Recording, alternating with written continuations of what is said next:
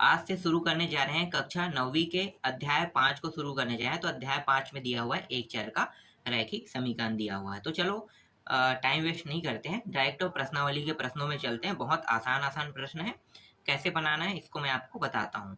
तो प्रश्नावली 5.1 का पहला प्रश्न क्या है, नीचे दिए निम्न कथनों से समीकरण बनाइए। यहाँ पे 5 प्रश्न दिए हुए हैं। इनमें से पहला प्रश्न है, दो क्रमागत संख्याओं का योग 11 है। दो क्रमागत संख्याओं का योग कितना है, 11 है। तो हमें सिर्फ समीकरण बनाना है और कुछ नहीं बनाना है इसमें, ठीक है। तो यहाँ पे दो क्रमागत संख्याओं का योग 11 है, तो कैसे आप बनाओगे भाई? बहुत आसान प्रश्न है। देखो, मान लो पहले क्या करना है आपको, पहले को मानना पड़ेगा। माना प्रथम क्रमागत संख्या, माना प्रथम क्रमागत संख्या जो है वो कितना मान लेते हैं, x मान लेते हैं, ठीक है। अब दूसरा को आपको क्या मानना है,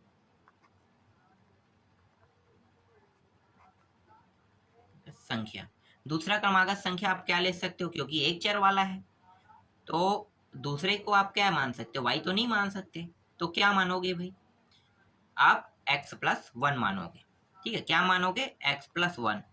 यही क्यों मान रहे हो, आपके मन में प्रश्न आ रहा है कि हम एक को x मानते हैं और दूसरे को x+1 मान रहे हैं, क्यों? देखो मैं आपको अब समझाता हूँ, ठीक है। अभी मैं आपको एग्जाम्पल बता रहा हूँ, आपको इसको नहीं लिखना है, ठीक है। ये एग्जाम्पल है। प्राकृतिक संख्या क्या होता है, प्राकृतिक संख्या, प्राकृतिक संख्या 1, 2, 3, 4, 5 इस तरह से आगे बढ़ते जाएगा, यही प्राकृतिक संख्या है। तो पहले में हमें 1 प्राप्त होना चाहिए प्रथम संख्या में, दूसरे संख्या में हमें 2 प्राप्त होना चाहिए। मान लेते हैं पहले में मैं x रख के देखता हूँ, यहाँ ये जो x है यहाँ पे 1 रखता हूँ तो कितना प्राप्त होगा, 1। और यहाँ पे 1 रखेंगे तो कितना प्राप्त होगा, 1 + 1 = 2। तो देखो ये दोनों सिद्ध कर रहे हैं ना, समझ में आ रहा है। प्राकृतिक संख्या रखते हैं तो 1 और 2 प्राप्त हो गया, इस तरह से ये क्रम से प्राप्त होते जाएगा, समझ में आ गया। इसीलिए प्रथम प्राकृतिक संख्या को, मतलब प्रथम जो क्रमागत संख्या उसको हमने x माना और द्वितीय को x+1 माना। समझ में आया। अब प्रश्न में क्या कहा है, प्रश्न में कहा है कि दोनों का योग कितना होता है, 11। तो भाई इन दोनों को जोड़ दो, तो ये रहा x+1, दोनों को जोड़ दिए और इनका योग हो 11 और यही इसका क्या है, आंसर है। बहुत आसान था। चलो दूसरा देखते हैं। दूसरा प्रश्न में हमें बताना है, टिकेंद्र व तेजराम की आयु का योग 30 है, जबकि टिकेंद्र की आयु तेजराम की आयु की दुगनी है। देखो दो व्यक्ति का जिक्र हुआ है, एक हुआ है टिकेंद्र, मैं यहाँ पे लिख लेता हूँ टिकेंद्र। इसमें टाइम वेस्ट नहीं करेंगे, यहाँ से कोई प्रश्न नहीं आता, कुछ भी नहीं आता, सिर्फ आप इसको समझो बनाया कैसे जाता है समीकरण। यहाँ से आपके एग्जाम में एक प्रश्न तक के नहीं आएगा, ठीक है। तो इसलिए मैं इसको बहुत ज़्यादा डिटेल में नहीं बताऊंगा, ठीक है। शॉर्टकट तरीके से बताऊंगा और आसान तरीके से बताऊंगा। एक है टिकेंद्र है और एक है तेजराम, ठीक है। टिकेंद्र और तेजराम।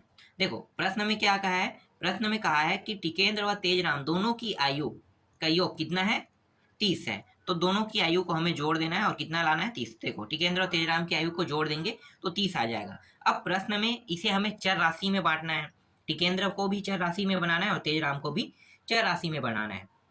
तो टिकेंद्र और तेजराम जो है दोनों को चर राशि में बनाएंगे तो चर क्या ले सकते हैं, x ले सकते हैं, या तो y ले सकते हैं, या तो z ले सकते हैं। यहाँ पे मैं चर में x लूंगा, ठीक है। अब प्रश्न आगे पढ़ेंगे तब वहां पे कह रहा है टिकेंद्र की आयु तेजराम की आयु से दुगनी है। किसकी आयु से, तेजराम की। मान लो तेजराम की आयु x है तो टिकेंद्र की आयु क्या हो जाएगी, 2x। ये रहा 2x। देख लो भाई आसान है, कहाँ मैं लंबा चौड़ा इसे हल करूंगा, शॉर्टकट में हल कर दिए। टिकेंद्र की आयु 2x और तेजराम की आयु x है। तेजराम की आयु से 2 गुना टिकेंद्र की कह रहा है तो यहाँ पे 2 गुना यहाँ पे मैंने लगा दिया, यही क्या इसका आंसर है। शॉर्टकट तरीके से हल कर रहे हैं, लॉन्ग कट में हम लोग देखेंगे नहीं, क्योंकि कोई मतलब नहीं है। यहाँ से प्रश्न जब आते ही नहीं है तो क्यों पूरा बायो जाने इसके बारे में, ठीक है। शॉर्टकट तरीके से सीखो हल करना। एक त्रिभुज की एक भुजा दूसरी भुजा की दुगनी और तीसरी भुजा के बराबर है, भुजाओं का योग 40 है। देखो भुजाओं का योग 40 है, 3 भुजाएं बोल रहा है। यहाँ पे एक भुजा प्लस दूसरी भुजा प्लस तीसरी भुजा, क्योंकि तीनों का योग है ना, तो तीसरी भुजा तीनों का योग कितना है? 40 है। अब प्रश्न में क्या कहा है, त्रिभुज में बना लेता हूं एक छोटा सा, ये रहा। प्रश्न में कहा है कि दूसरी भुजा से पहली भुजा दुगनी है। मान लो ये दूसरी भुजा है, इसको मैं एक्स रखता हूं, तो ये पहली भुजा है तो इसको 2x रखूंगा। क्यों? क्योंकि प्रश्न में ही कहा गया है कि दूसरी भुजा से पहली भुजा दुगुना है और पहली भुजा के बराबर है तीसरी भुजा, मतलब जितना ये रहेगा उतना ही ये भी रहेगा।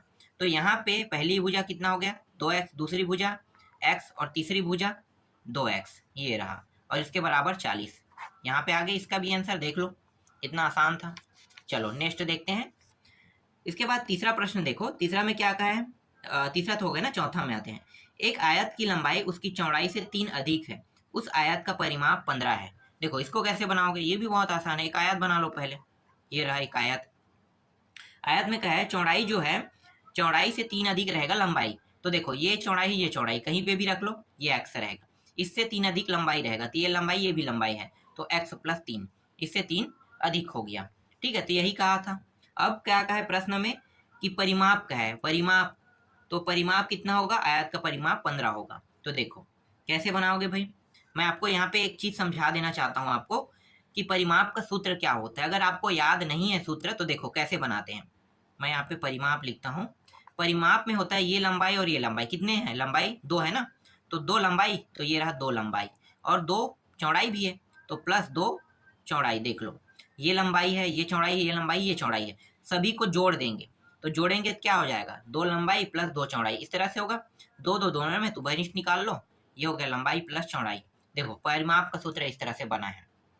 अगर आपको याद नहीं है तो आपको याद करने की भी आवश्यकता नहीं है, आपको सिर्फ आयत पता होना चाहिए। एक आयत में 4 भुजा होते हैं, जिनमें से 2 भुजा लंबाई होता है और 2 भुजा चौड़ाई होता है। दोनों को जोड़ देंगे तो 2 लंबाई 2 चौड़ाई, दो जो है दोनों में है, तो वरिष्ठ निकाल दो, लंबाई + चौड़ाई। इस तरह से आयत का सूत्र बन गया। समझ में आया ना? सूत्र कभी भी याद करने की आवश्यकता नहीं है। अगर किसी का चित्र दिया है तो चित्र से ही सूत्र बनता है, बहुत आसान होता है सूत्र बनाना। और क्षेत्रफल कैसे निकालते हो? एक लंबाई और एक चौड़ाई दोनों को गुणा कर दोगे। ये लंबाई और चौड़ाई है, चाहे इन दोनों को गुणा करो चाहे इन दोनों को गुणा करो, क्योंकि मान तो सेम ही रहता है, तो ये आयत का क्षेत्रफल हो जाएगा। इस तरह से क्षेत्रफल का सूत्र भी बन जाएगा। तो यहाँ तो परिमाप पूछा है ना, तो परिमाप लगा देते हैं। चलो परिमाप क्या होगा? परिमाप यहाँ पे था 2 लंबाई + चौड़ाई, यही था परिमाप का सूत्र। मान रख दो भाई, 2 लंबाई कितना है? देखो x + 3, और चौड़ाई कितना है? x, ये रहा, यही क्या है? इसका आंसर है। ठीक है, और परिमाप का मान कितना था? 15, तो यहाँ पे आप 15 लिख लो इस तरह से। तो ये रहा इसका आंसर, और कुछ नहीं करना है, बस इतना ही करना था आपको।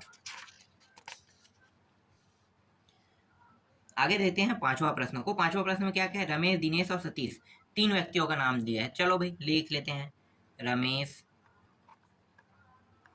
दिनेश और एक है सतीश। ठीक है, 3 व्यक्ति है। अब यहाँ पे अनुपात में दिया है, चलो इसको अनुपात में बना लेते हैं, क्योंकि ये 2 अनुपात है, ये 3 अनुपात है और ये 4 है, इस तरह से। और इन सभी को जोड़ोगे तो कुल जो रहेगा, पेंसिल की बात कर रहे हैं। ठीक है, तो पेंसिल, यदि पेंसिल की कुल संख्या 18 है तब समीकरण बनाइए। कुल संख्या 18 बहुत आसान है। इस तरह से अनुपात में, इसका मतलब ये है कि हमें सबसे पहले इसमें हमें गुणा करना है, इसको इस तरह से कोष्टक में कर लो, गुणा करना है x का। तो जब इसमें गुणा x करेंगे तो ये x Ramesh, x Dinesh, x Satish हो जाएगा। तो रमेश का जो मान है वो तो 2 है, और दिनेश का 3 है, और सतीश का 4 है, तो कितना हो जाएगा? 2x। ठीक है, अब ये जुड़ रहा है, प्लस हो जाएगा, अनुपात की जगह में प्लस आ जाएगा। यहाँ पे 3x, ये भी प्लस, और ये 4x, और सभी का योग कितना हो रहा है? कुल 18, तो ये रहा आंसर 18। देख लो, इस तरह से आपको समीकरण बनाने थे। बहुत आसान था, बन गया, कुछ नहीं करना है, ना तो आपको समझाने की आवश्यकता है, ना तो कुछ करने की आवश्यकता है। यहाँ से प्रश्न बनते भी नहीं है, सिर्फ समीकरण बनाने के लिए कहा है, इसलिए मैं यहाँ पे शॉर्टकट तरीके से बना रहा हूँ। और ज़्यादा समझाता तो और टाइम वेस्ट होता और थोड़ा सा डिफिकल्ट होता, तो ज़्यादा मैं नहीं समझाया हूँ, इसीलिए। आगे के प्रश्नों को देख लेते हैं। देखो अब अगला जो प्रश्न है उसमें क्या है? नीचे दिए गए समीकरण को हल कीजिए। हल करने के लिए कहा है, देखो हल करना है ना, तो भैया हल कैसे करोगे? पहला प्रश्न देखो, टफ नहीं है प्रश्न, प्रश्न बहुत आसान है। 5x + 2 दिया है और बराबर यहाँ पे 17 दिया है। हल कैसे कर सकते हो? हल करने का मतलब है मुझे ये x का मान चाहिए, x का मान निकालना है। ठीक है, तो x का मान कैसे निकालोगे? यहाँ पे 2 है और यहाँ पे 17, क्या होगा? ये जो 2 है ना, इसको इस पार ले जा सकते हैं कि नहीं ले जा सकते? ले जा सकते हैं। और क्यों ले जा रहे हैं? हम इसलिए इसे उस पार ले जा रहे हैं क्योंकि 2 अचर राशि और 17 भी अचर राशि है, तो अचर राशि के साथ ही हल होगा। चर राशि के साथ तो जोड़ने में कोई बेनिफिट नहीं है। तो ये तो चर राशि है, चर राशि के साथ जुड़ा है, तो ये तो हल हो नहीं सकता। तो अचर की साइड में ले जाते थे, यहाँ पे बचेगा 5x, 2 उस साइड गया 17, और इस साइड जाने पे क्या हो जाएगा? माइनस। क्यों माइनस हुआ? क्योंकि बराबर के उस पार जा रहा है। देखो, बराबर के उस पार क्या है? 17, और ये बराबर किस पार है? तो इस पार से उस पार जाएगा, तो जो चिन्ह है ना यहाँ पे जो रहता है उसका जस्ट अपोजिट होना रहता है। तो अपोजिट हो गया, तो क्या हो गया? 17 माइनस 2, ऐसे ही होगा। और इसे हम कहते हैं पक्षांतर कहते हैं। क्या कहते हैं? पक्षांतर।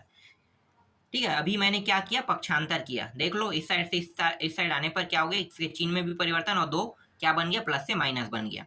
यहाँ पे बचा क्या है? 5x, इसको घटा देंगे, कितना आ गया? 15 आ गया। अब यहाँ पे देखो, 5 जो है गुणा के रूप में है, किसके साथ? x के साथ गुणा के रूप में। तो मुझे तो x अकेला चाहिए, तभी तो मैं x का मान निकाल सकता हूँ। तो x को अकेला कर लेते हैं, और यहाँ पे 15, और 5 कहाँ पे जाएगा? गुणा के रूप में, इसलिए नीचे में आएगा। इसे कहते हैं तिर्यक गुणा। गुणा क्यों हो रहा है? तिर्यक गुणा। पक्षांतर और तिर्यक गुणा में देखो कितना अंतर है। ये पक्षांतर तब होता है जब इसके साथ कोई मान जुड़ा हुआ हो। देखो, जोड़ने या घटाने के रूप में हो, तभी ये पक्षांतर होगा। और यहाँ पे गुणा या भाग के रूप में रहता है। देखो, गुणा के रूप में है चर राशि के साथ, या भाग के रूप में होता है, तब तिर्यक गुणा होता है। तो ऊपर का मान नीचे और नीचे का मान ऊपर चला जाता है, यही इसका नियम है। ठीक है, तो यहाँ पे ऊपर में था, तो जस्ट ये 15 को क्या कर रहा है? भाग दे रहा है इस तरह से। और x बराबर 5 एकम 5 दिया, यहाँ पे 3 आ गया। ठीक, आंसर आ गया। चेक कर लेना भाई आंसर सही है कि गलत है। ठीक है, आगे देखते हैं दूसरा प्रश्न। दूसरा प्रश्न में यहाँ पे दिया हुआ है 5 p दिया हुआ है प्लस 1 बराबर यहाँ पे 24 दिया है। अब देखो, यहाँ पे p है, तो मुझे यहाँ पे p का मान निकालना है। सेम तरीका है, वही हम करेंगे जो इससे पहले वाले में किए थे। तो 5p बराबर 1 को इस साइड ले जाएंगे, तो ये हो जाएगा, और ये प्लस से क्या होगा? माइनस। यहाँ पे क्या हुआ है भाई? पक्षांतर। ठीक है, पक्षांतर हुआ है। ये 5p बराबर, इसको घटाएंगे, कितना आ जाएगा? घटाएंगे तो ये 23 आ जाएगा। अब यहाँ पे देखो, ये इसके साथ गुणा के रूप में है, तो क्या होगा? तिर्यक गुणा नियम लागू होगा। 23/5 तिर्यक गुणा। इस तरह से तिर्यक गुणा होके ये जो आंसर आ गया 23/5 आ गया। इसको भी आप मैच कर लेना, आंसर सही है कि गलत। तीसरा देखते हैं। तीसरा में दिया हुआ है 4x दिया हुआ है प्लस 8x दिया हुआ है बराबर 17x माइनस 9 माइनस 1। ये दोनों को तो पहले जोड़ लो, क्योंकि दोनों x x है, एक एक x है ना, मतलब एक एक घात है इसमें, तो घात एक एक है तो जुड़ जाएगा। तो 8 4 कितना हो गया? 12x हो गया। यहाँ पे है 17x है, और इन दोनों को भी जोड़ लो, ये माइनस माइनस जुड़ जाएगा तो 10 हो जाएगा। ठीक है, और माइनस में ही रहेगा मान। यहाँ पे ये जो 12 है इसको इस साइड ले जाएंगे, और ये 10 को इस साइड ले जाएंगे। क्यों ऐसा कर रहे हैं? क्योंकि देखो 17 बड़ा है, और 17 किस में है? प्लस में। तो ये जो उस साइड जाके क्या हो जाएगा? माइनस हो जाएगा। तो 17x और 12 इस साइड आके माइनस 12 हो गया, और ये इस साइड आके क्या हो गया? प्लस में 10 हो गया। और अभी मैंने क्या किया? पक्षांतर किया है ना, इसे हम कहते हैं पक्षांतर। समझ में आ रहा है पक्षांतर कब होता है? पक्षांतर तब होता है जब कोई संख्या चर राशि के साथ जोड़ने के रूप में हो या घटाने के रूप में हो। गुणा और भाग होने पर क्या होता है? वो तिर्यक गुणा होता है। ठीक है, आगे देखेंगे। यहाँ पे इन दोनों को घटाएं, कितना आ जाएगा? 5x आ जाएगा, और यहाँ पे 10 है। यहाँ पे 10, यहाँ पे देखो 5 गुणा के रूप में है उसके साथ, तो क्या होगा? तिर्यक गुणा होगा। यहाँ पे बचेगा x, ये रहा। अब यहाँ पे क्या हुआ है? तिर्यक गुणा हुआ है। इसका मान कितना हो गया? पूरा भाग देंगे तो 5 दूनी 10, 2 आ जाएगा, 2x। ये रहा इसका आंसर, फाइनल आंसर 2x। देख लो भाई, इसको भी मैच कर लेना आंसर में। इसके बाद देखो चौथा प्रश्न। चौथा प्रश्न में क्या दिया है? -7 दिया हुआ है प्लस 3t दिया हुआ है माइनस 9t दिया हुआ है बराबर 12t और -5 दिया हुआ है। ठीक है, तो यहाँ पे देखो टी पहले से है, पहले टी वाले को हल कर लेते हैं, और ये -7 जैसा वैसा रखो। यहाँ पे प्लस है, माइनस में है, तो क्या होगा? घट जाएगा। और बड़ा संख्या किस में है? माइनस में, तो माइनस चिन्ह बड़ा का ही रहेगा। इस तरह से ये 6t हो गया, 12t और -5। यहाँ पे इसके जो संख्या वाला मान है इसको इस साइड ले आते हैं, तो ये -7 और प्लस हो जाएगा 5 में, और ये देखो ये माइनस में उस साइड ले जाएंगे तो 12t यहाँ पे है और ये प्लस 6t हो जाएगा। पता चल रहा है क्या हो रहा है, यहाँ पे कौन सा नियम लगा है, पक्षांतर। अब मैं लिखूंगा नहीं, आपको अब पता चल गया होगा 3 प्रश्नों से कि यहाँ पे कौन सा नियम लगा है, पक्षांतर नियम। इन दोनों को हल करो तो -2 आ जाएगा, ये प्लस है, ये माइनस है, ये प्लस है, और माइनस वाला बड़ा है इसलिए माइनस में 2 आएगा। और यहाँ पे दोनों प्लस में है, देखो ये दोनों में प्लस में है, तो जोड़ के कितना हो जाएगा, 12 और 6 18t हो जाएगा। t इसके साथ गुणा के रूप में है, मतलब -2 अपान ये हो जाएगा 18, गुणा के रूप में इसलिए तिरिया गुणा के रूप में नीचे आ जाएगा। यहाँ पे बचेगा t, 2 एकम 2 निया, मतलब यहाँ पे 1/9 आ जाएगा t का मान। ये रहा t का मान 1/9 और माइनस में है, इस तरह से ये चौथा भी बन गया। समझ में आ रहा है ना मैं जो आपको बता रहा हूँ वो। चलो आगे देखते हैं। इसके बाद पांचवा देखो, पांचवा कैसे हल होगा। पांचवा प्रश्न जो है वो है 3z - 2 दिया हुआ है और प्लस 5z दिया हुआ है और बराबर यहाँ पे 2 है। पहले इस 3 को अंदर गुणा कर दो तो ये हो जाएगा 3z - 3 दूनी 6 हो जाएगा। अब ये 5z बस है यहाँ पे और ये 2 है। z वाले को हल कर लो भाई, कितना होगा, ये दोनों प्लस में तो जुड़ जाएगा तो 5 3 8z हो जाएगा और यहाँ पे -6 बचेगा और ये 2, ये -6 जो है उस साइड चला जाएगा तो यहाँ पे बचेगा 8z, 2 और प्लस 6 हो गया। कौन सा नियम लगा है यहाँ पे, पक्षांतर नियम लगा है। ठीक है, ये 6 जो उस साइड गया किस नियम से, पक्षांतर नियम से। इन दोनों को जोड़ेंगे तो ये 8 हो जाएगा और ये 8z। यहाँ पे z गुणा के रूप में है, इसका मतलब क्या होगा, ये भाग करेगा इसे, तो z का मान कितना प्राप्त हो जाएगा, यहाँ पे तिरिया गुणा नियम लगा है तो z बराबर यहाँ पे 1 आ गया। देख लो z का मान यहाँ पे 1 प्राप्त हो गया। इस तरह से आपको बनाना है भाई। चलो अंतिम प्रश्न देख लेते हैं, छठवां प्रश्न। छठवां प्रश्न कैसे हल होगा, तो यहाँ पे -2 है प्लस x + 4 दिया हुआ है और बराबर 8x दिया हुआ है। ये -2 प्लस का अंदर गुणा करेंगे तो x + 4 का यही रहेगा और बराबर 8x, इस तरह से। ठीक है, कोष्ठक हटा लेते हैं, आसान हो जाएगा। अब यहाँ पे देखो ये दोनों नंबर में है तो आसानी से ये हल हो सकता है। तो कितना आएगा, प्लस में 2 आएगा क्योंकि प्लस वाला जो चिन्ह है मतलब संख्या है वो बड़ा है, तो 2 आ गया और प्लस x और ये हो गया 8x। इसको उस पार ले जाओ तो यहाँ पे बचेगा 2 और 8x - x। कौन सा नियम लगा, पक्षांतर नियम।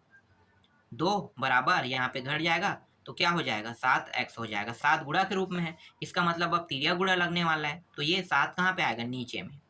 इस तरह से 7 नीचे में आ गया तो x का मान कितना प्राप्त हुआ, 2/7। देख लो इस तरह से आंसर यहाँ पे x का मान 2/7 हो गया। तो आज के इस वीडियो में बस इतना ही मैं आपको बताऊंगा, बाकी जो है वो आपको नेक्स्ट वीडियो में बताऊंगा।